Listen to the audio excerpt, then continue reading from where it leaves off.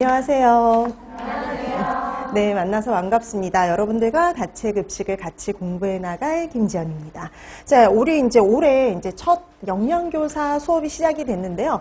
또 올해 이 단체급식 수업이 어떻게 진행이 될지 먼저 간략하게 좀 설명을 드리고 그 다음에 진도를 나가도록 하겠습니다. 자, 올해 영양교사 여러분들이 시험을 대비해서 조금 알아보셨을 거예요, 그렇죠? 자, 그래서 우리가 영양교사 시험은 두 가지죠. 크게 보면은 교육학하고 그다음에 전공으로 나눠지는데 전공이 조금 더 배점이 크죠. 80점이고요. 그다음에 교육학이 20점입니다. 그래서 100점 만점이 되는데 우리가 영양 전공이라고 해서 전공 과목 하나만 공부하는 게 아니죠. 과목 수가 되게 상당히 많은 편입니다. 그래서 정말 다양한 단체급식을 비롯해서요. 식품위생, 조리원리, 식품학, 영양교육, 생애주기, 영양학, 영양판적, 식사요법까지 공부해야 될 과목이 상당히 많은 편이에요. 그래서 또 단체급식 같은 경우도 이름은 단체급식 이렇게 되어 있지만 급식 경영에 또 일부도 또 이렇게 공부를 해야 되기 때문에 이렇게 좀 공부할 양이 좀 많다라고 생각을 하셔야 될 것 같아요. 아무래도. 자, 근데 우리가 이렇게 단체급식부터 해가지고 영양 전공은 우리가 보통 시험을 볼 때 2교시, 3교시에 전공 A와 B로 나눠서 시험을 보는데요. 유형은 딱 두 가지로 나눠집니다. 옛날에는 2점짜리 문제, 4점짜리 문제, 5점짜리 문제 이렇게 다양하게 문제가 나눠져 있었다면 지금은 간략하게 2점짜리, 4점짜리 딱 두 가지 유형으로 나눠져 있죠. 그래서 우리가 보통 2점짜리는 기입형이라고 얘기하는 간단하게 쓰는 그런 형태고요. 그 다음에 4점짜리는 서술형 문제가 되죠. 그래서 기입형과 서술형 딱 두 가지 유형으로 되어 있고요. 각 배점이 40점, 40점 해가지고 총 80점으로 구성이 되어 있습니다. 자, 그러면 우리가 이렇게 영양 전공에 그러면 요 2점짜리, 4점짜리 배점 기입형과 서술형 형태가 어떤 형태로 출제가 되는지 오늘 나눠드린 참고 자료에 있어요. 그래서 여기 참고 자료에 보시면은요, 참고 자료 1이라고 되어 있는 데를 보시면 기입형 문제와 서술형 문제 예시가 있어요. 정말 이거는 실제 여러분 시험 문제에 나왔던 예시라고 생각을 해주시면 될 것 같아요. 그래서 보면은 단순하게 쓰는 거죠. 근데 단순하게 쓰는 형태가 여러 형태로 출제가 될 수가 있어요. 그래서 첫 번째 그 14번 문제를 보시면 이거는 그래프를 파악을 하는 거예요. 그래서 그래프를 파악을 하고 그래프를 읽을 줄 알고 그다음에 계산을 해야 되는 문제였습니다. 그래서 이 그래프를 읽을 줄 아는지 그리고 그다음에 계산할 줄 아는지 그와 관련된 문제를 간단하게 쓰는 문제였어요. 그래서 이거 간단하게 두 가지 쓰기 때문에 2점짜리 배점이었고요. 그 다음에 4번 거기 밑에 그 4번 문제 보세요. 4번 문제 같은 경우에는 가로 넣기죠. 이런 형태 많이 나옵니다. 그래서 대화가 됐든 뭐가 됐든 이렇게 가로 넣기 이렇게 하는 배점짜 이렇게 제일 단순하게 제일 많이 나오는 형태라고 보시면 돼요.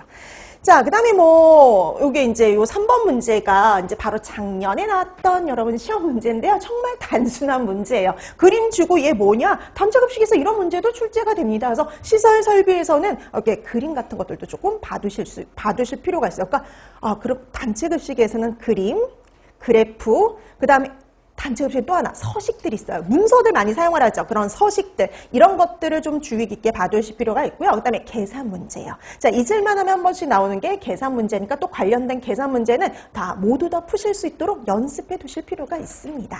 그 다음에 여러분 3번 문제에서 또 우리가 좀 주의 깊게 봐야 될 게 뭐냐면 여기 보세요. 학교급식 위생관리 지침서에 근거해서 그러니까 우리 단체급식에서는 교재마다 이렇게 시판 중인 단체급식 교재마다 약간씩 수치라든지 이런 게 조금씩 다른 경우가 있어요. 그래서 정확하게 답안을 유도하기 위해서 뭘 근거로 해서 답안을 작성해라 라고 할 때요. 보통 두 가지입니다. 하나는 학교급식 위생관리 지침서, 하나는 학교급식법이라고 보시면 돼요. 그래서 두 가지를 근거로 해서 답안을 작성하라는 문제들이 거의 많이 출제되는 편이라고 보시면 돼요.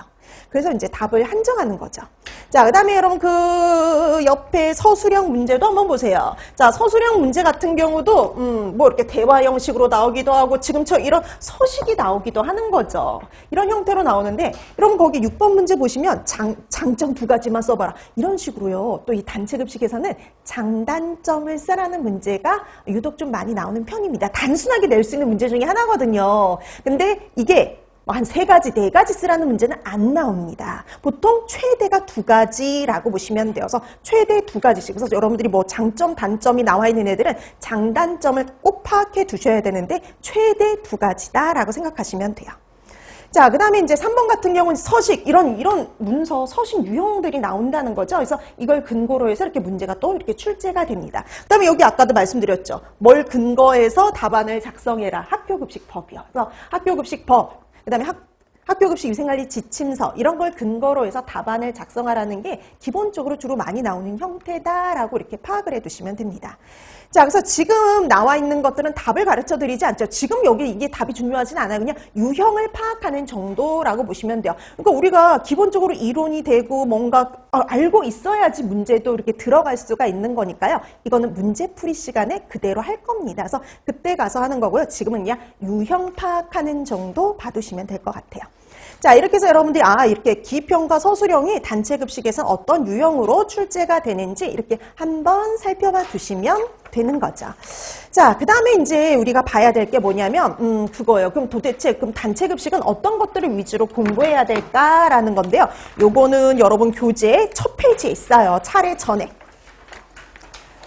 예전에 공청회를 한번 한 적이 있거든요. 앞으로 단체급식은 이런 데서 문제를 출제하겠습니다. 그때가 근데 되게 옛날이에요. 그래서 그때가 언제였냐면요.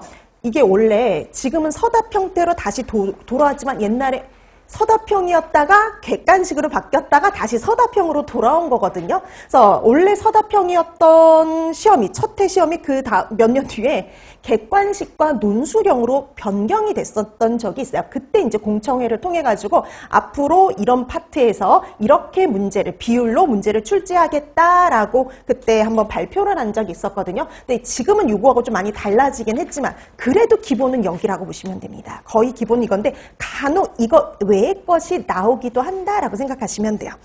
자, 근데 기본적으로 여기는 그대로 가고요. 이 파트만 조금 기타 플러스 알파가 좀 더 나올 수 있다라고 보시면 돼요. 다른 곳은 더 플러스 알파가 없어요. 딱 여기는 여긴 앞에 첫 번째, 두 번째, 세 번째 영역은요. 그대로 나오고요. 마지막 파트만 조금 플러스 알파가 출제된다라고 보시면 됩니다. 자, 그래서 첫 번째는 역량 및 작업관리, 구매, 저장관리, 위생안전, 시설 설비 관리인데 요 세 파트가 여러분들이 단체급식에서 공부했던 내용이고요. 네, 마지막 인적자원관리 파트가 학교급식법 플러스 급식 경영에 나와 있는 내용들로 구성되어 있다라고 보시면 돼요. 근데 급식 경영의 모든 파트를 다 공부하는 게 아니라 딱 여기서 내겠다라고 처음에 얘기했거든요. 근데 여러분 여기 앞에 이름 보실래요? 뭐라고 되어 있어요? 인적자원 관리죠. 근데 여러분 그 급식 경영책에 보시면은 이제 시판적인 급식 경영책에 보시면 인적자원 관리 파트가 있어요. 그쵸? 그 차례에 보면 인적자원 관리 파트가 있는데 거기에 있는 내용이 나올 수 있어요. 왜냐면 앞에만 보면은 거기에서 내야 될 것 같거든요. 근데 그때 공청회에서는 그 인적자원관리 파트라고 말만 해놓고 실제 인적자원관리와 관련된 거 교육훈련만 넣어놓고요. 나머지는 사람 관리하는 것과 관련된 내용들, 동기부여하고 의사소통하고 그다음에 뭐 리더십 발휘하는 거 이런 것과 관련된 내용들로 구성이 되어 있었어요. 근데 요즘에는 이런 여기보다는 인적자원관리 파트에서 조금 더 나올 수도 있다라고 생각하시면 됩니다. 근데 실제 그런 파트가 나온 적 있어요. 사내 모집 같은 이런 내용들도 시험 문제 출제가 됐었거든요. 자, 그래서 만약에 플러스 알파가 나오면 이 인적자원관리 파트에서 플러스 알파가 나올 수 있다라고 보시면 됩니다. 자, 그래서 우리 보면 출제 비율이 얘가 5%, 얘가 5% 이렇게 해가지고 10% 나온다. 그럼 80점에 10%면 8점 100점이잖아요. 딱 2문제 나옵니다. 딱 2문제. 뭐 옛날에 객관식일 적에는 뭐 4문제에다가 거기에다가 이제 뭐 논술형의 형태로도 출제되고 그랬지만 이제는 딱 8점이에요. 근데 그게 8점이 아니라 6점 내지 8점이라 보시면 돼요. 딱 2문제가 나오는데 2점짜리하고 4점짜리가 나오면 6점이 돼버리는 거죠. 그래서 6점에서 8점 사이 정도로 시험 문제가 출제된다라고 보시면 돼요. 되게 배점이 작죠. 그래서 배점이 작은데 또 안 볼 수가 없는 게 우리는 하나라도 더 맞춰야 되거든요. 하나라도 더 맞춰야 되기 때문에 기본적으로 공부해야 될 것들은 다 해야 된다라고 보시면 될 것 같습니다. 자, 그래서 6점에서 8점 사이 배점이고 그다음에 보통 2문제가량 출제된다라고 생각해 주시면 될 것 같아요. 자, 그래서 여러분 오늘 또 나눠드린 참고 자료 중에 하나가 더 있어요. 뭐냐면은 기출문제들을 정리해 드린 건데요. 단체급식 기출문제 정리해드린 거. 그래서 첫 회 2008년 시험부터 바로 작년 시험까지의 내용들을 쫙 어떤 문제들이 출제가 됐었는지 이렇게 딱 정리를 해드렸는데요. 정말 옛날에 그 객관식 나올 적에는 정말 골고루 출제됐다라고 보시면 돼요. 근데 다시 서답형으로 돌아온 다음에는요, 어떨 때는 한 군데 몰려서 이렇게 시험 문제가 출제되기도 하고, 그 다음에 아까도 말씀드렸죠. 동기부여라든지 직무만족이라든지 리더십 파트는요, 서답형으로 돌아오고 난 다음에 한 번도 시험 문제가 출제된 적이 없어요. 네. 그래서 이걸 맨날 할까 말까 맨날 매년 고민을 하는데 그래도 혹시 모르니까 항상 하고는 있는데 약간 그래도 좀 비중을 줄여도 될 수 있는 파트라고 보시면 돼요. 대신 플러스 알파를 좀 봐야 되겠죠. 왜냐면 여러분 뒤에 넘겨보실래요? 이 페이지에 보면 거기 기타의 사내 모집 같은 것들도 사내 모집은 우리 그 원래 기존에 있는 공청회 자료에 없던 내용이지만 인적자원 관리 파트에 있었던 내용이잖아요. 그런 인적자원 관리 파트에 있던 내용들이 이렇게 종종 출제가 되고 있기 때문에 그쪽 내용을 간단하게라도 좀 봐두실 필요는 있다라고 생각하시면 돼요. 자, 근데 우리 그 2020년부터 2025년까지 작년까지 그 내용들을 보면은 다 가운데 몰려 있지 않아요? 다 가운데 있어요. 그렇죠? 근데 이렇게 나눠져 있긴 하지만 다 가운데 몰려 있죠. 그래서 특히 많이 나오는 파트가 구매 관리 파트. 구매 파트라든지 위생, 시설 설비 관리 파트에서 집중적으로 요즘에 최근에 제일 많이 출제되고 있다라고 보시면 돼요. 그래서 너무 여기서만 몰려서 나오다 보니까 아니 다음에는 여기서도 나오겠지 이렇게 했는데 또 안 나오고 이런 경우가 되게 많거든요. 근데 이런 식으로 지금 현재 지금 보면은 구매하고 위생, 그다음에 시설 설비 파트에서 조금 많이 출제되고 있다라고 보시면 돼요. 자, 그래서 한동안 안 나왔던 뭐 저장, 재고 관리 파트에서 이제 작년에 재고 자산 평가하는 거, 계산하는 거 되게 문제가 또 다시 한번 출제가 됐어요. 그래서 이렇게 계산하는 문제라든지, 그 다음에 여기도 장점, 작년에도 장점 쓰라는 문제가 나왔거든요. 그래서 장점, 계산하는 거, 가장 기본적인 거잖아요. 우리 주로 많이 나오는 형태죠. 딱 그 형태가 작년 시험 문제로 출제가 됐었고요. 그 다음에 뭐 시설 설비 관리에서는 아까 우리 그림 봤었죠? 그 그림 뭔지 물어보는 거, 그런 형태의 시험 문제가 출제가 됐었습니다. 자, 그래서 이렇게 보면은 좀 더 이렇게 우리가 집중적으로 공부해야 될 파트가 있다란 말이죠. 특히 우리가 기본적으로 다 봐야 될 건 봐야 되겠지만 그래도 그 중에서도 가장 중요한 게 구매라든지 아니면 위생관리 이런 파트가 좀 더 중요하다라고 생각해 주시면 될 것 같아요.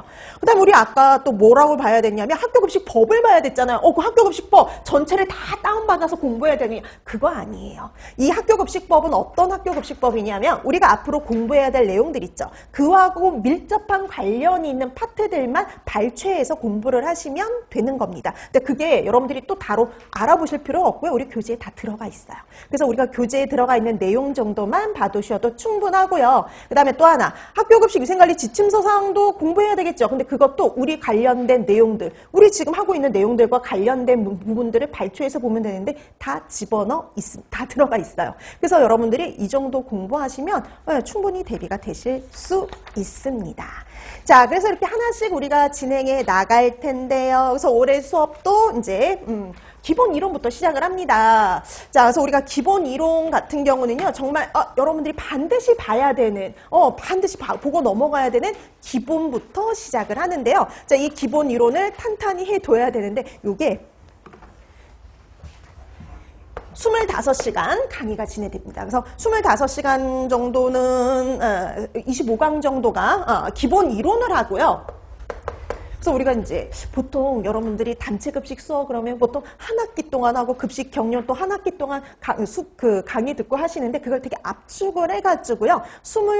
25강 안에 이제 이 단체급식 우리 공부해야 될 내용들을 다 끝냅니다. 근데 여러분들이 반드시 봐야 될 기본 위주로 해서 여러분들 강의가 진행이 되고요. 먼저.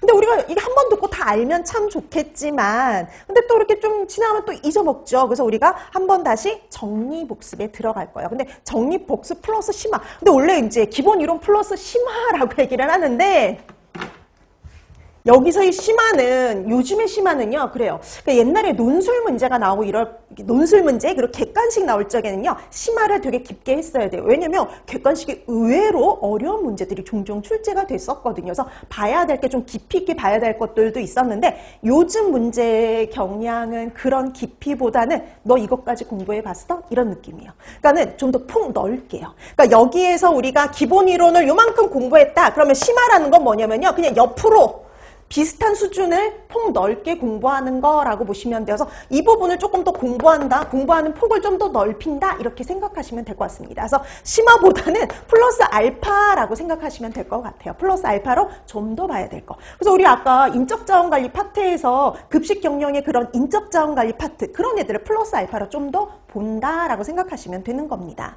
자, 그 다음에 이제 정리죠. 그래서 우리가 기본적으로 이론을 다 하긴 했지만 그래도 약간 좀 아쉽고 좀 정리가 좀 덜 된 부분도 있을 거예요. 그럼 그걸 다시 정리 복습을 통해서 다시 한번 정리를 해드리는 거고요. 그래서 보통 요 수업이 80%, 그 다음에 심화 플러스 알파가요 한 20% 차지를 합니다. 그렇게 해서 우리가 요거는 11강 이렇게 수업이 진행이 돼요. 그래서 총 그래서 36시간 36강으로요 기본 그러니까 이론을 끝낸다라고 보시면 돼서 이론 이번 강의는 이렇게 진행이 됩니다. 그래서 기본 이론, 기본이 되는 거 정말 25강 하고요. 25시간 하고 그다음에 정리 및 플러스 알파 해가지고 또 11강을 통해 가지고요. 정리 한번 해드리고 플러스 알파로 봐야 될 내용들을 조금 더 공부를 해서 완벽하게 이론을 끝낸다라고 보시면 되는 겁니다. 그럼 여러분 이게 다 끝나면 그 다음 뭐 해야 될까요? 문제풀이에 들어간다라고 보시면 돼요. 문제풀이.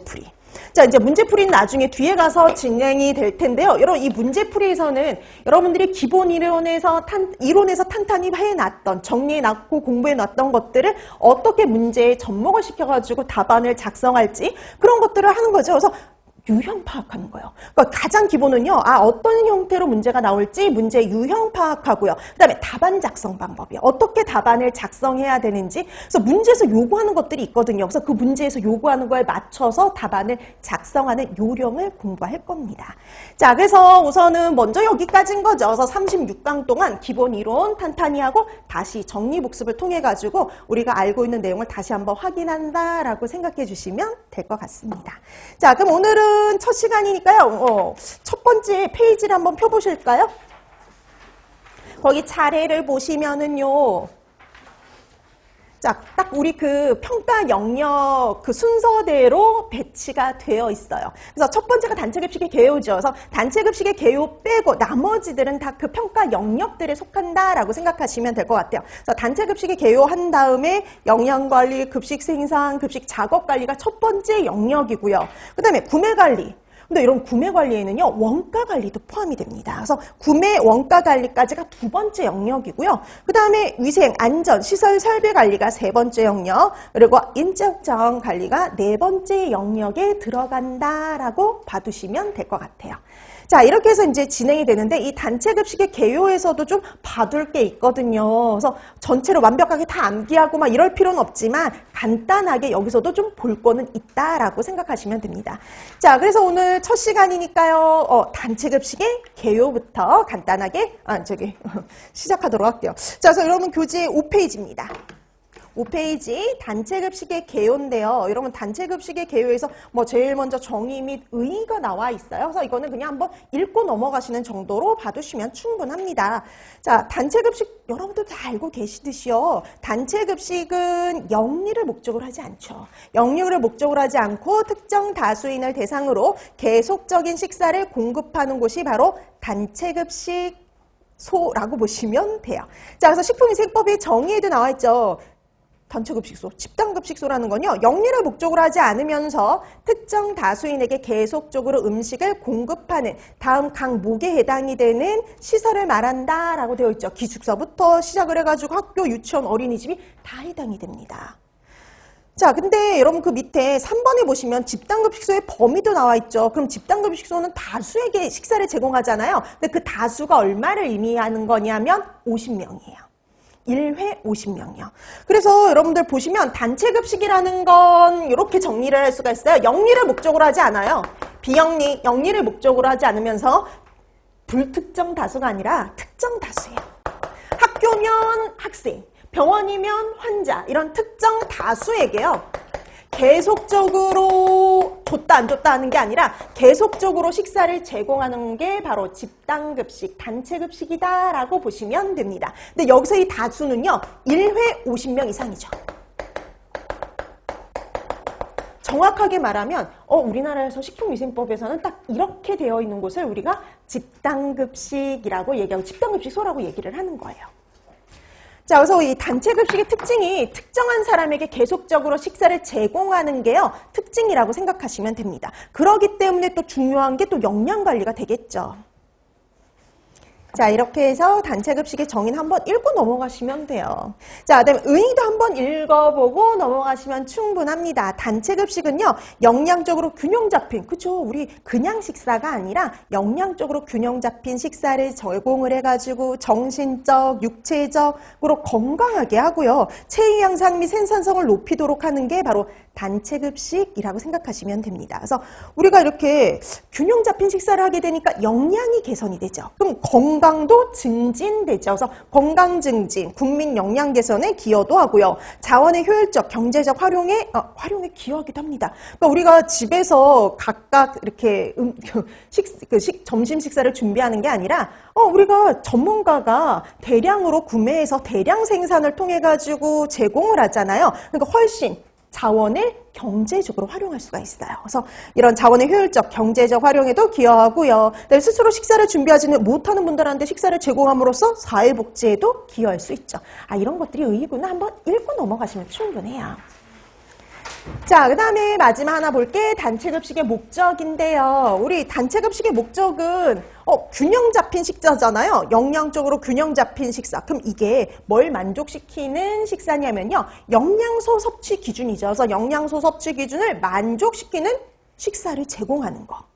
자, 그걸 통해서 균형 잡힌 영양을 제공을 하고 건강을 증진을 도모하고, 그 다음에 나아가서는 급식 대상자가 속한 가정, 지역사회 이런 데 영양 개선에도 도모하고요. 그 다음에 같이 식사를 함으로써 도덕성, 사회성, 올바른 인간관계 형성, 소속감, 공동체 의식을 함양하는 게 목적이다라고 보시면 돼요. 그러니까 이게 일반적인 목적들인데 학교급식의 목적도 보세요. 비슷하게 갑니다. 합리적인 영양 섭취하죠. 그 다음에 공동체 의식 고취하죠. 정서교육 되죠. 정부의 식량 정책에 기여하고 지역사회 식생활 개선에 기여한다. 이거는 비슷하게 가죠. 그러면 여기 학교급식만의 목적이 있어요.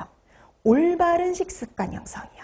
그러니까 성인들은 벌써 식습관이 형성이 되었기 때문에 이걸 개선시키길 힘듭니다. 근데 어린아이들은 가능하죠, 아직. 그래서 올바른 식습관을 형성시키고 한참 자랄 아이들이니까 심신의 발달, 그리고 공부를 하니까요, 학습의 효율성을 증대시키는 게 목적이에요. 자, 학교급식만의 목적, 우리 균형 잡힌 영양을 공급한다. 이건 누구나 다 해당이 되지만 이 학교급식만의 목적이다라고 하면 올바른 식습관을 형성시키고, 그다음에 심신을 발달시키고 학습의 효율성을 증대시키는 게 학교급식만의 목적이 될 수가 있어요. 자, 그래서 학교급식의 우리가 이제 학교급식 위주니까 학교급식의 목적 정도 한번 보고 넘어가면 되는 거죠.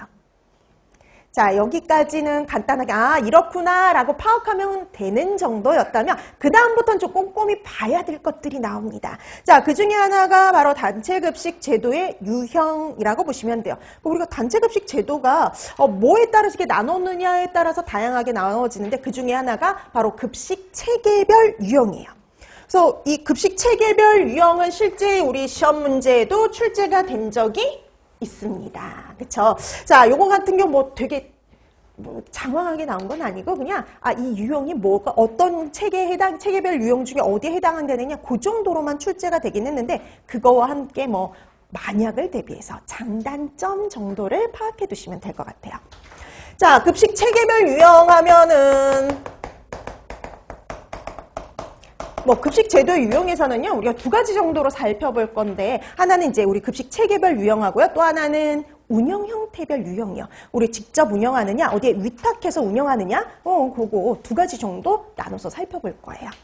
자, 그럼 먼저 급식 체계별 유형부터 살펴보는데요. 이 급식 체계별 유형에서 가장 기본이 되는 형태, 모태가 되는 형태가 있죠. 그게 바로 전통적 급식 체계입니다. 자, 전통적 급식 체계. 그래서 여러분 이게 각각의 특징을 먼저 파악한 다음에 장단점을 생각하면 이렇게 연계가 될 수가 있거든요.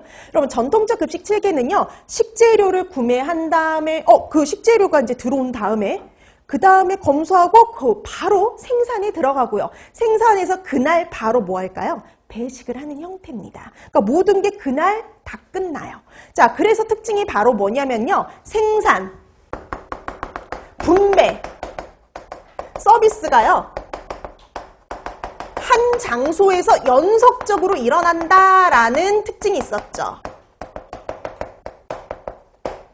자, 그래서 얘의 가장 큰 특징은 그거예요. 모든 게 다 한 장소에서 쉼 없이 연속적으로 일어나는 게 장점이에요. 그래서 이 특징이에요. 그래서 그걸로 올 수 있는 장점과 단점을 생각하시면 됩니다. 여러분들이 이런 걸 이제 연계할 때 가장 잘 생각나는, 나중에 여러분들이 가장 잘 생각나는 두 가지씩을 꼽아 두시면 돼요. 최대 장단점이 두 가지가 나오니까.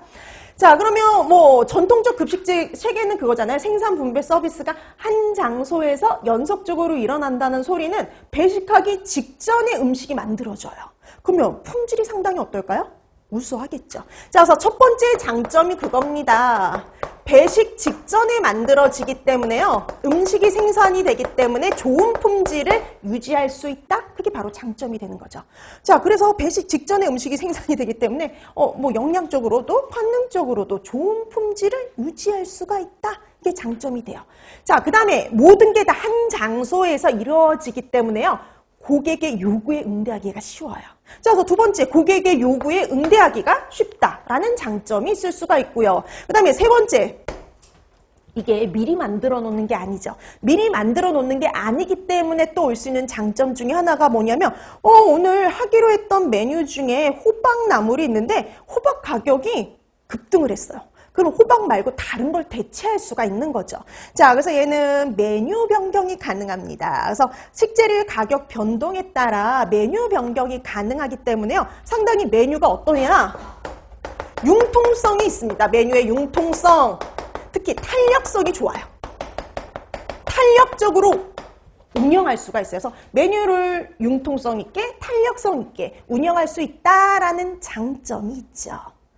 자, 그 다음에 그 외에도요, 우리 급식소만의 메뉴, 레시피를 개발할 수가 있어요. 그래서 메뉴, 레시피를 조정해서 창의적인 메뉴를 제공할 수 있다. 이런 장점이 있습니다. 여러분, 단점은 뻔해요. 너무 바쁘지 않아요? 그렇죠? 보통 우리 학교 급식소들이 대다수 어떤 형태냐면 전통적 급식 체계입니다. 그래서 되게 숨가퍼요. 그래서 검수부터 해가지고 배식하기 직전까지 계속 움직이면서 뭔가를 해야 되는 되게 바쁘죠. 그래서 특히 피크타임이 존재한다는 게 가장 큰 단점입니다. 자, 그래서 여기 단점은요. 피크타임에서 오는 단점들을 위주로 생각하시면 돼요. 자, 피크타임이 존재하다 보니까 이 피크타임에 인력이 집중적으로 요구된다라는 특징이 있었죠. 그래서 생산성이 떨어질 수밖에 없어요. 생산성이 떨어질 수밖에 없어요. 그래서 피크타임에 인력이 집중적으로 요구되기 때문에 생산성이 좀 떨어진다라는 단점이 있습니다. 그러면 또 한번 생각해 봐야죠. 그러면 빨리 이제 음식을 조리를 해가지고 배식을 원활하게 진행하기 위해서는요. 비숙련자보다 어떤 사람이 필요할까요? 숙련된 조리원이 필요해요. 그럼 여러분 이게 또 문제가 뭐냐면 숙련된 조리원은 당연히 인건비가 어떨까요? 비싸죠. 그래서 숙련된 조리원이 장시간 필요하다 보니까 그러면 이 사람들에게 그만큼 돈을 줘야 되겠죠. 인건비 상승으로 갈 수밖에 없습니다. 자, 그래서 두 번째 단점 중에 하나가 바로 그거라 보시면 돼요. 그래서 얘 같은 경우에는 숙련된 조리원이 장시간 필요하니까 인건비가 상승될 수 있다라는 거. 그 다음에 인력이 이렇게 집중적으로 요구되는 이런 게 있다는 이 시기가 있다라는 소리는 당연히 이거에 대한 작업에 대한 스트레스도 만만치 않겠죠. 그래서 작업에 대한 스트레스가 크다라는 단점도 있습니다.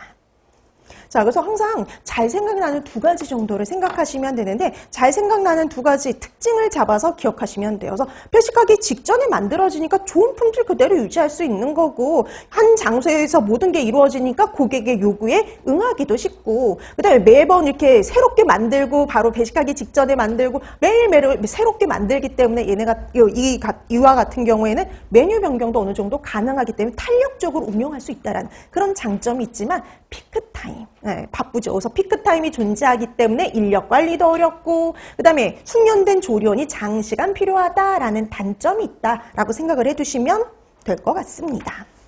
자, 이렇게 해서 여러분들이 급식 체계별 유형에서 이제 전통적 급식 체계 가장 기본이 되니까 얘가 어떤 유형이고 어떤 장단점이 있는지 이 정도 파두시면 될 것 같아요. 자, 그 다음에 이제 두 번째 중앙공급식 급식 체계입니다. 자, 여러분 이 중앙공급식 급식 체계 같은 경우에는 이게 우리나라에서도 예전에 꽤 많이 했던 형태가 바로 이 중앙공급식 급식 체계예요. 우리 초창기에 학교 급식이 아주 급격하게 이제 증가하면서요. 모든 학교에 시설과 설비를 갖추기가 어려웠죠. 그래서 인근에 있는 학교들을 묶었죠. 그래서 인근에 있는 학교들을 묶어서 공동조리교라는 걸 만들었어요. 그래서 공동으로 조리를 해가지고 배송하는 형태, 운송하는 형태, 그게 바로 중앙공급식 급식 체계입니다. 그래서 얘는 식재료를 구매해서 생산을 하고 대량으로 구매해서 생산을 한 다음에 각 단위 급식소에 운송을 해서 배식하는 형태라고 보시면 되는 거죠. 그러면 이게 또 그래요. 특징을 알면 얘도 마찬가지 첫 번째 특징을 알면 장단점이 어느 정도 예상이 되는데 첫 번째 특징이 바로 뭐냐면은요. 이거죠. 공동조리장을 이용한다는 거. 그럼 여러분 한번 생각해 보세요. 공동조리장을 이용하면 이 공동조리장을 이용한다는 게 어떤 개념이냐면 각 학교별로 따로따로 있을 적에 뭐 A학교, 뭐 여기 B학교, C학교가 이렇게 모여 있는데 A학교 한 200명이에요. 학생이. 그다음에 B학교는 250명이에요. 자, 그다음에 C학교는 350명이에요. 각각 구매를 해가지고 급식을 진행했을 적에는 소량 구매가 될 수 있지만 한 번에 모여서 같이 구매를 하면 대량 구매를 할 수가 있는 거죠. 그래서 대량 구매를 통해서 대량 생산을 하는 거죠. 그래서 대량으로 구매한 다음에 전문가가, 그러니까 영양교사가 표준화된 조리법으로 대량 생산을 완료를 하고요. 자, 그다음에 생산을 한 다음에 그 다음에 이제 뭘 하느냐? 각 단위 급식소로 운송을 하죠. 운송을 해요. 운송을 해서 그 급식소에서 배식이 이루어집니다. 그럼 여러분 한번 생각해 보세요. 그럼 공동조리장이라는 곳에서 생산이 되는데 배식은 거기가 아니라 각 급식소에서 진행이 되죠. 그래서 얘는 특징이 이게 또 하나 이런 특징이 있어요. 생산과 소비가 공간적으로 분리되어 있다. 그렇죠? 장소가 달라져요. 그렇죠? 장소가 달라집니다. 운송을 해야 돼요. 그래서 장소가 달라진다라는 특징이 있어요. 그래서 공간적으로 분리된 게 특징인 거죠. 자, 그럼 여기서 올 수 있는 장점, 단점을 한번 생각해 보시면 됩니다. 장점, 단점. 그러면 장점은 뭐냐면 여기서 이것 때문에 올 수 있는 장점 한번 생각해 보세요. 이거요. 공동조리장을 이용하기 때문에 오는 장점. 그럼 공동조리장을 이용하다 보니까 우리가 이렇게 각각 구매하던 것에서 같이 모여서 구매하면 무슨 구매가 돼요? 대량 구매. 우리가 하나씩 구매할 때보다 낱개로 구매할 때보다 한 뭉텅이를 이렇게 구매하면 어때요? 가격이 저렴하죠. 그래서 대량 구매하면은요 비용이 절감이 됩니다. 자, 그래서 첫 번째 특징이 그거예요. 첫 번째 장점. 대량 구매로 비용이 절감된다. 그게 바로 장점이죠. 자, 그래서 공동조리장을 이용함으로써 오는 장점 생각하시면 돼요. 자, 그 공동조리장을 이용함으로써 오는 장점이 바로 뭐죠? 대량 구매. 그래서 대량 구매를 통해서 비용 절감이 가능하다. 그 다음에 여러분 공동조리장에만 뭘 두면 될까요? 시설, 설비, 기구, 인력이요. 그러면 각 급식소에는 그걸 둘 필요가 없게 되는 거죠. 그래서 최소한의 공간으로도 급식이 가능해요. 그래서 두 번째 특징은 그거예요. 두 번째 장점은 그겁니다. 각 급식소마다 기기 설치라든지 인력을 투입할 필요가 없다라는 장점이 있죠. 그러니까 여러분 초창기에 그래서 얘를 많이 이용했던 게 돈이 없잖아요. 돈이 없으니까 각 학교마다 조리장을 둘 수가 없어서 공동 조리장 하나 만들고 운송하는 형태를 만든 겁니다. 자, 그래서 시설의 반복 투자를 줄일 수 있다 이런 특징도 있고요. 그 다음에 여기서 만들어진 음식의 맛과 질은 어떨까요? 다 동일하겠죠. 그래서 동일한 지역 내에 음식의 맛과 질이 통일된다라는 특징, 장점도 있습니다. 자, 가장 뭐 잘 생각나는 그거죠. 그래서 가장 큰 특징은 이 공동조리장을 이용을 해서 구매를 한다는 거. 구매하면 대량 구매니까 비용 절감에 효과가 있다. 그 다음에 굳이 다 시설 설비 갖출 필요 없잖아요. 그래서 기기라든지 기기를 설치할 필요도 그리고 인력을 투입할 필요가 없다는 그런 장점 생각하시면 됩니다. 그러면 여러분 단점은 뭐 생각하면 될까요? 여기 있어요. 운송에서 오는 단점이요. 운송에서 오는 단점을 생각하시면 될 것 같아요. 운송. 자, 그래서 얘는 딱 운송에서 오는 단점을 생각하면은 단점 아주 손쉽게 해결이 됩니다. 그럼 여러분 운반을 해야 되는 우리가 운송을 해야 되기 때문에 만약에 운송하다가 지연이 되게 되면은 급식이 원활하게 이루어질 수가 없겠죠. 그게 가장 큰 또 단점 중에 하나고요. 그 다음에 운송하는 도중에 품질이 뭐가 될 수 있을까요? 처화될 수 있죠. 그게 또 하나의 단점이에요. 자, 그래서 음식이 배식까지 시간이 길어지니까 음식의 미생물적, 간능적, 품질이 저하된다는 거. 그러니까 우리가 운송도 해야죠. 그래서 바로 이렇게 배식하는 게 아니라 운송을 한 다음에 배식을 하니까 품질이 저하된다라는 단점. 그다음에 또 하나가 바로 뭐냐면 운송이 늦어지게 되면은요, 갑자기 폭설이 내렸다라든지 갑자기 교통사고가 났다라든지 이런 문제로 인해서 운송이 늦어지게 되면은 원활한 급식이 어렵다라는 단점이 있죠. 그래서 여러분들이 잘 생각나는 두 가지 정도 확인해 두시면 되는 겁니다. 자, 그래서 이렇게 중앙공급식 급식체계는 우리가 공동조리장을 이용함으로써 올 수 있는 장점, 그 다음에 단점이라고 하면은 특히 운송이죠. 그래서 우리가 운송을 하기 때문에 올 수 있는 단점 정도를 생각하면 손쉽게 정리가 될 수가 있어요. 자, 이렇게 해서 중앙공급식 급식체계의 장단점 이렇게 파악을 해두시면 될 것 같습니다. 자, 그 다음에 이제 우리 세 번째 나오는 게요. 조리 저장식 급식체계입니다.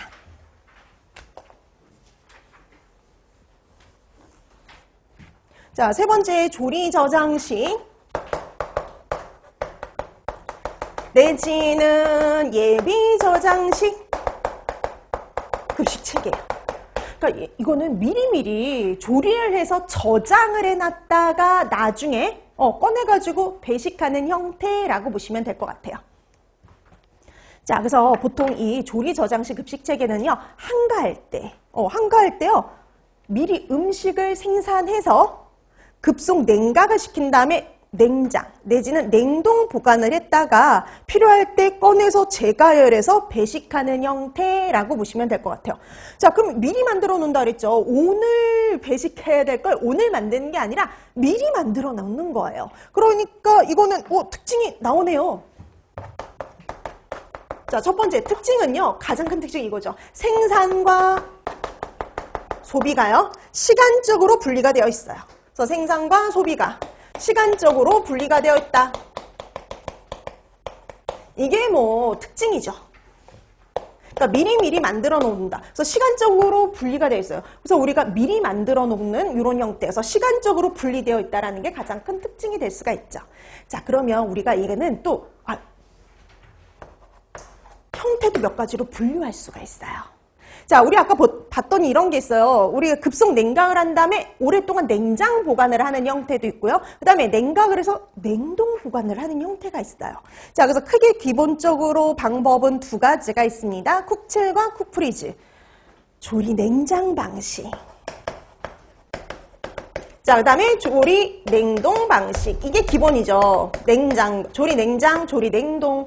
자, 그럼 우리가 음식을 만든 다음에, 조리한 다음에 급속 냉각을 시켜가지고요. 냉장 보관하는 겁니다. 그럼 우리가 보통 냉장 보관한다. 0에서 한 3도씨 정도로 냉장 보관을 해가지고요. 수1에서 수주간 보관할 수가 있어요. 몇 주까지는 보관이 가능한 거죠. 자, 그 다음에 쿡프리즈, 조리 냉동 방식을 보면은요, 조리를 한 다음에 급속 냉각을 시키고, 그 다음에 뭘 하느냐? 냉동 보관을 하겠죠. 근데 냉동 보관을 하면 영하 18도씨 이하잖아요. 그래서 얘는 짧게는 몇 주에서 길게는 몇 달까지 갈 수가 있어요. 그럼 여러분 한번 생각해 보세요. 이렇게 오랫동안 특히 보관하는 조리 냉동 방식은요, 좀 몇 가지 좀 다른 애들과 다른 특징을 좀 갖고 있어요. 조리 냉장하고 비교했을 때 좀 어떠냐? 조리 냉장보다 되게 오래 보관을 하죠. 근데 우리, 그렇죠. 바로 조리해서 먹는 거하고 냉장고에 들어갔다 나온 다음에 다시 재가열해서 먹는 게 틀리죠. 근데 냉동했다 먹는 건 또 틀려요. 그러다 보니까 얘는 훨씬 냉동까지 가야 되기 때문에 냉동에 의해서 식품의 조직이 손상이 되거나 이러면 맛의 변화가 되게 크잖아요. 그래서 얘는 메뉴 선택폭이 좀 적은 편입니다. 자, 그래서 얘는 다른 애들과 다르게 좀 조리 냉장 방식하고 좀 다르게 메뉴의 선택폭이 좀 적다는 거. 선택폭이 좀 제한적이에요. 그 다음에 여러분 한번 생각해 보세요. 조리 냉장은 꺼낸 다음에 그냥 바로 재가열에 들어가면 되죠. 근데 조리 냉동은 먼저 뭐부터 해야 돼요? 해동부터 해야 돼요. 해동한 다음에 재가열에 들어가야 되는 거죠. 해동을 한 다음에 재가열을 해야 되거든요. 그러니까 에너지 비용도 훨씬 많이 들어갈 수밖에 없어요. 누구에 비해서요? 조리 냉장 방식에 비해서. 그 다음에 여러분 또 보세요. 조리 냉장 방식은 생각해보면은, 얘는 수 1에서 수주 정도만 보관을 하잖아요. 근데 조리 냉동은 어때요? 몇 개월까지 가요. 그러면 조리 냉동 방식을 선택한 곳에서는 되게 오랫동안 보관을 해야 되니까 그만큼 쌓여있는 것들이 좀 많을 수 있죠. 그래서 훨씬 더 넓은 저장 공간이 필요합니다. 그래서 학교 급식에서 제일 하기 힘든 게 바로 이 조리 저장식이에요. 넓은 공간이 있어야 돼요. 기본적으로 조리 냉장 방식도 넓은 냉장 보관 창고가 있어야 되거든요. 근데 얘는 더 넓어야 돼요. 냉동이면은 더 넓은 공간을 필요로 합니다. 자, 그래서 이렇게 조리 냉장 냉동 방식이 기본인데 여기다 한 가지가 더 추가되죠. 수비드 방식. 자, 마지막 수비드 방식. 자, 이 수비드 방식을 보면은 얘는 어떻게 하느냐, 어떤 형태냐면요. 우리 식재료를요, 파우치에 담아요. 자, 이렇게 식재료를 파우치에 담은 다음에 그 다음에 밀봉을 합니다. 밀봉을 해서 조리를 하는 거예요. 완전 조리나 반조리 상태로 만든 다음에 냉장 보관을 했다가 0에서 2도씨 정도로 냉장 보관을 했다가요. 필요할 때 꺼내서 재가열해서 사용하는 형태라고 보시면 됩니다. 그럼 여러분 파우치에 담는다는 거 빼고 나머지는 뭐랑 다 똑같을까요? 조리 냉장 방식이 기본이겠죠. 자, 근데 조리 냉장 방식인데 포장한다는 게 좀 다른 거죠. 그래서 얘 같은 경우는 조리 냉장 방식의 일종이라 보시면 됩니다. 그래서 보통 기내식 할 때 이런 방법 많이 사용을 하죠.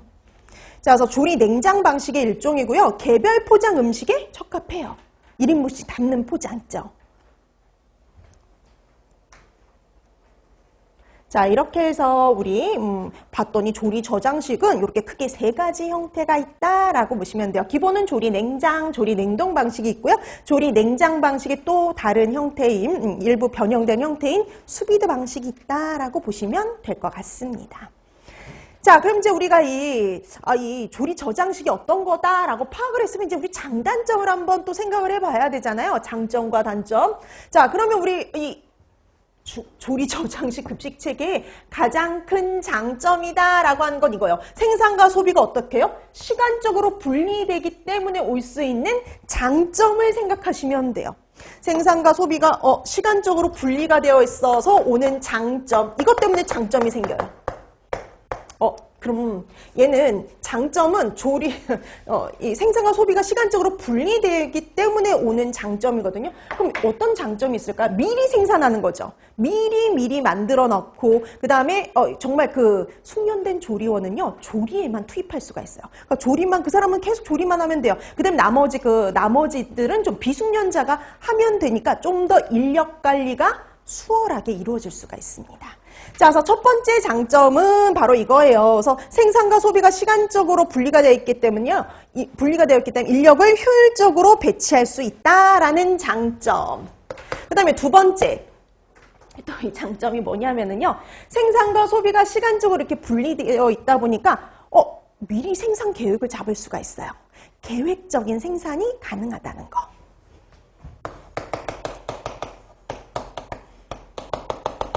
자, 그래서 계획적인 생산이 가능하다. 생산을 계획적으로 할 수 있다라는 장점이죠. 그래서 얘는 미리미리 생산 계획을 세우는 거야. 우리가 미리. 뭐 오늘 만들 거 오늘 만드는 게 아니라 그 이전에 미리 만들어 놓는 거잖아요. 그래서 얘 같은 경우 미리 어떻게 조리, 언제쯤 그 조리를 할지 계획을 미리 다 잡아요. 그래서 보통 한가할 때, 바쁘지 않을 때 미리 계획적으로 생산을 하고 그 다음에 나중에 그거를 저장했다가 재가열을 해서 배식하는 형태다 보니까 얘 같은 경우는 계획적인 생산이 가능하다. 좀 더 인력을 효율적으로 배치할 수 있다라는 장점이 있어요. 그러니까 우리 아까 인력을 효율적으로 배치하는 건 정말 숙련된 조리원을 허드렛 일을 시키는 게 아니라 정말 필요한 조리 업무에만, 중요한 조리 업무에만 투입하는 거잖아요. 자, 그런 식으로 인력을 효율적으로 또 배치할 수 있으니까 그런 특징도 있고요. 그 다음에 또 하나, 우리가 배식하기 직전에 재가열을 해서 배식을 하잖아요. 그렇기 때문에 올 수 있는 장점이 한 가지 또 있어요. 세 번째는요. 배식 직전에 필요한 양만큼만 꺼내가지고 재가열을 하기 때문에요. 뭐가 없느냐? 뭐가 좀 많이 줄일 수 있냐면 잔식이요. 잔식. 우리가 나온 김에 잔식과 잔반 있죠. 그럼 잔식과 잔반을 구분하실 수 있나요? 잔식과 잔반의 차이가 뭐예요? 잔반은요. 식판에 먹고 남긴 거예요. 식판에 이렇게 우리가 담아가지고 먹고 남긴 걸 잔반. 그래서 우리 왜 잔반 처리한다 그런 말 하잖아요. 잔반이고요. 그럼 잔식은 뭘까요? 아예 가져가지도 않은 거예요. 가져가지도 않고 남은 거는 잔식이라고 얘기를 합니다. 그래서 잔반과 잔식은 엄연하게 차이가 있어요. 자, 그러면 처음부터 제공되지도 않고 남은 게 잔식인데, 우리가 배식 직전에 필요한 양만큼만 재가열을 해가지고 배식을 하기 때문에요. 잔식 발생을 줄일 수 있어요. 그럼 여러분, 잔식 발생을 줄일 수 있다는 건 버려지는 걸 줄일 수 있다는 겁니다. 그럼 버려지는 게 줄어드니까 식재료비가 절감이 되는 거예요. 근데 우리가 딱 그렇잖아요. 오늘 이제 학교급식은 좀 덜하지. 항상 일정한 식수가 있으니까. 근데 뭐 일반적인 회사라든지 이런 데, 오피스나 이런 데는 매번 조금씩 달라질 수가 있죠. 뭐 나가서 먹는 사람들도 있다 보면. 그러면 그럴 때 수요를 잘못 예측을 하게 되면은 잔식이 많이 발생할 수가 있어요. 그렇죠? 근데 그런 잔식 발생을 줄일 수 있는 가장 좋은 방법 중에 하나가 바로 이런 형태라고 생각하시면 됩니다. 그래서 잔식 발생을 좀 줄일 수가 있다라는 거. 자, 그래서 과잉 생산으로 인한 잔식 발생이 줄어드니까 식재료비 절감의 효과가 있는 겁니다. 자, 그 다음에요. 단점도 한번 생각해 보셔야 되는데요. 단점은요, 이거요. 조리 냉장, 조리 냉동. 그래서 얘는 냉장, 냉동을 해야 된다는 거. 거기서 오는 단점을 생각하시면 돼요. 가장 큰 단점은요. 초기 투자 비용이 많이 든다는 거. 그럼 여러분 생각 한번 해보세요. 급속 냉각기도 있어야 되죠. 그 다음에 우리 냉장, 냉동 창고가 크게 있어야 되죠. 그런 걸 다 갖추기 위해서는요. 돈이 많이 들어갑니다. 그래서 학교급식에서는 공간도 안 되지만 돈이 없어서 절대 이 방법은 쓸 수가 없어요. 우리나라 학교급식에서는. 자, 그래서 얘의 큰 단점 중에 하나가 비용이 많이 든다는 거. 특히 초기 투자 비용이. 자, 그래서 초기 투자 비용이 많이 들어간다. 이게 가장 큰 단점이다라고 생각하시면 되는 거죠. 자, 초기 투자 비용도 많이 들어가지만 저장 비용도 많이 들어가요. 그쵸? 왜냐면 우리가 오랫동안 냉동 보관을 하기 위해서 전기를 사용을 해야 되죠. 그래서 에너지 비용이 많이 들어갈 수밖에 없어요. 그래서 저장 비용이 많이 들어간다라는 단점도 있고요. 자, 그 다음에 여러분, 우리 아까도 얘기했듯이 조리해서 바로 먹는 거하고요. 냉장이나 냉동 보관했다가 재가열해서 먹는 거하고 맛이 완전히 어때요? 달라지죠. 그러니까 이 시스템에 적합한 레시피 개발이 필요해요. 이 시스템에. 그래서 바로 조리해서 먹는 거하고요. 이게 냉장이나 냉동 보관을 하고 나서 먹는 거하고는 엄연히 차이가 있으니까 여기에 적합한 레시피 개발이 또 따로 이루어져야 됩니다. 자, 그래서 시스템에 적합한 레시피 개발이 필요하다라는 단점. 그리고 오랫동안 보관하잖아요. 수일에서 수주 조리 냉장 방식은? 그 다음에 조리 냉동 방식은 어때요? 몇 개월까지 가야 되는데 그 보관하는 동안 품질이 변하면 돼요? 안 돼요? 안 되죠. 그래서 품질 관리를 하기 위한 시스템도 필요합니다. 자, 그래서 품질을 유지하기 위한 통직 프로그램이 필수적이다라는 단점도 있죠. 그래서 잘 생각나는 거 정말 단점 많죠. 장점도 있지만 단점도 있어요. 자, 그래서 가장 큰 장점은 전통적 급식 체계에 비해 가지고 훨씬 인력 관리가 효율적으로 이루어질 수 있다라는 거. 그 다음에 이 같은 경우 또 하나 생산을 계획적으로 할 수 있다는 게 무엇보다도 큰 장점이죠. 근데 단점은 돈이 많이 들어가는 거예요. 초기 투자 비용 많이 들어간다. 그 다음에 오랫동안 저장해야 되니까 저장 비용이 많이 들어간다. 이런 것들이 단점이 될 수가 있는 겁니다. 자, 이렇게 해서 조리 저장식 급식 체계의 특징 잡아주시고요. 그리고 장점, 단점, 그 연계해가지고 장단점 이렇게 파악을 해두시면 될 것 같습니다. 자, 그 다음에 이제 마지막 조합식 급식 체계 남았는데요. 여기서부터는 조금 쉬고 나서 들어가도록 할게요.